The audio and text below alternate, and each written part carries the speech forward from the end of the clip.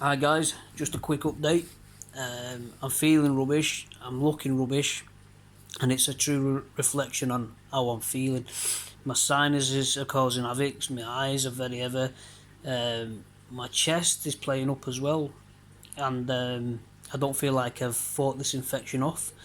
I finished my last days of antibiotics today as well, that was a week course. But anyway, we went to see the chest specialist today and we went through a lot of stuff. We went through the bronchoscopy results, the pH testing, and the barium swallow test. With the barium swallow test, my acid reflux was not so bad. It was there, but not so bad. The pH testing was negative, which is good. But the bronchoscopy showing the I can't remember, Staphylomonas, something like that. And it also shown something in the airways that I'm getting exposure or irritants to like molds.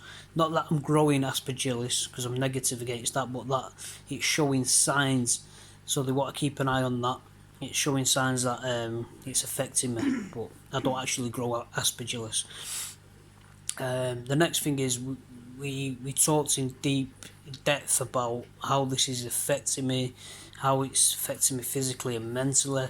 I can't take much more of it, and we've kind of come up with a treatment plan, and it is IV based, and maybe trying atobyomycin. If anyone's watched my videos in the past, you'll see that I used to be on Promixin. Promixin was agreeing with me fighting bugs, but wasn't agreeing with my throat. I was getting terrible candida in the throat and sore throat, and I'm on about sore throats that lasted weeks on end. So we had to discontinue the use of the INEB. Now, my chest specialist said that tobramycin is a similar antibiotic. I know that anyway. It's the same family, but it's slightly different. So he said, I want to trial you on this just in case. He says, because Angelo, we've got to think of this like we're fighting a war. We want to keep our best weapons to last, and with you now being resistant to all these antibiotics, or these antibiotics not working, the oral antibiotics as such, then we are down to our last straw. And if we give you this, there's nothing else we can really give you. And I know that. And I understand the concerns, but I also want them to understand my concerns. I don't feel well. I haven't felt well for 2 years now. I'm declining. I've got the last 4 years of microbiology test results, and I can say they're quite staggering. It's 6 bacteriums, pathogens that I grow. On one of the pieces of paper test results, it's shown that I've grown 2 bugs at the same time. I never knew this until I looked at it, right? So I know people who are on long-term IV antibiotics for colonisation of Pseudomonas, just one Pseudomonas colonisation. Maybe they grow a second bug. Now I'm looking back at my test results, and it says Pseudomonas 2016, not a chest infection, more colonisation. It says that. So for it to say that on the test results says I've got a colonisation. I can't say it, colonisation of Pseudomonas. And that's the first time I smiled on the camera, so that was good. Yeah, so it goes to show you that I have that. I'm colonised with Haemophilus influenza. It's the number 1 bug I grow.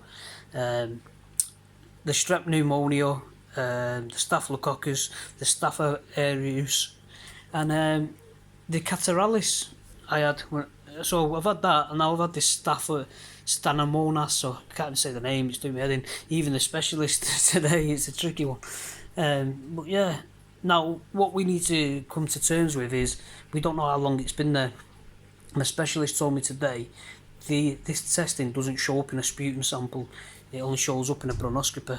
So the next thing is to see if we can eradicate it or if it's colonised.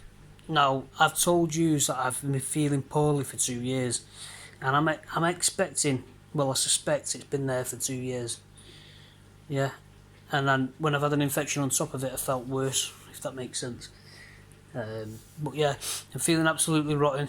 I'm going to do my nebulizer when I get off this video, do my sinus sprays, and go from there. So what's happening now is I'm getting keyed in this week, either by Friday this week. Home IVs, they're starting some home IVs on me because my doctor's not happy that these antibiotics haven't worked. He knows the infection's still there. As today, I had a very high heart rate, 160, and it came down to 120. So wasn't happy with that. And this bug today has been attacking me really bad. I've been dripping in sweat, and then it stops. And then I drip in sweat again, and it stops. It's been causing havoc with me. So I do think someone's watching over me. I mean, to change to this specialist that I had in 2010, at the right, to me, the timing couldn't have been any better. I mean, how fast he's pushed all this testing on me. He's an amazing guy, and he's amazing credit to Salford Royal. I'm not going to mention his name on here. I have done on the bronchitis page if you're wondering what his name is. He's a great educated man who, even after a CT scan, knew there was something else going on, sent me for a bronchoscopy, guys. So choose your specialist wisely. If you're only getting sent for one test in 5 years and it's to do with your nose and not your chest, alarm bells should be ringing. Anyway, guys, enough about that. I'll do some videos this week if I start some new antibiotic. I don't think it'll be Tazocin either. I suspect it's a different type. But yeah, the treatment plan going forward now is 6 to 12 months trial of Tazocin, home IVs. I've got to go in there, have a port inserted in my chest like Vicar. I've got to go and get incision and a port instead of, PICC line. I've got to do that. I've got to have I've got to have an X-ray on my heart as well, because the chest specialist isn't quite happy why my heart rate's so high. He said it's a nice beat, but it's too fast. So I've got to have an X-ray on the heart. And today I explained to him just the way he takes me serious and he listens to me. I've been telling people these problems, and even my own doctors and other specialists in the past, and no one's done anything about it. And I mentioned that I've been getting like these electric shocks and they feel like muscle spasms. And he said to me, it sounds very much like your salts might be off. It could be your potassium, your sodium, things like that. He requested a blood test for my salts today. I mean, no one else has ever done anything like this for me. And, for him to do this, and I tell you, in 2-3 months of having a switch over with him, the guy needs some really, really good feedback. And if anyone could do, I think we should all write a nice signature or a finger, right, to the pals and put something in there that what's the word for it? How appreciative we are on how this man has turned things around and, and helped me. Because it's like a blessing in disguise. So if anyone wants to do that, let me know. And we'll send something like a thank you and a high praise and whatever. And we'll send it to the pals, because he is a good doctor.